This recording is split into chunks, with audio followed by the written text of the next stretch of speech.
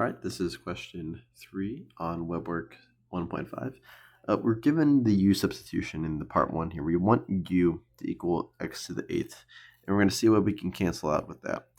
So let u, we have to find du, but let u equal x to the 8th.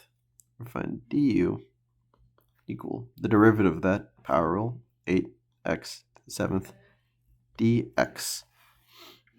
And now what we're going to do here, we don't have an 8 to cancel, so we're going to divide both sides by 8. Divide by 8. We're going to write it right here. Du over 8, or du 1/8, is equal to x to the power 7 dx. Now we look at our integral here. We can cancel out a dx, cancel out a dx, cancel out an 8 to the 7, cancel out an 8 to the 7.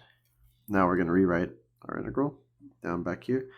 We have cosine of u and du over 8, and we want to write that that constant outside of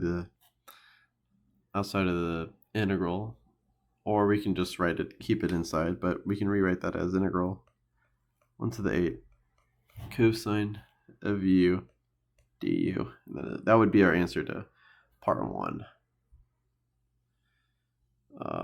Well, we have to evaluate it now. So that is our first part. Now we evaluate it. Now we can take the constant out.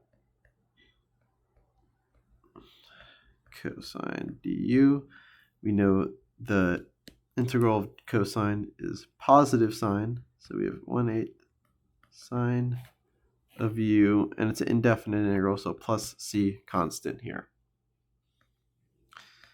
There we go. Now part 1 is done. But now we got to plug everything in terms back in terms of x.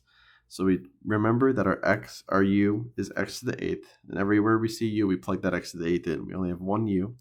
So we have 1 over 8 sine 8x to the 8th power plus c. And that is our answer to part 2. And we are done with question 3.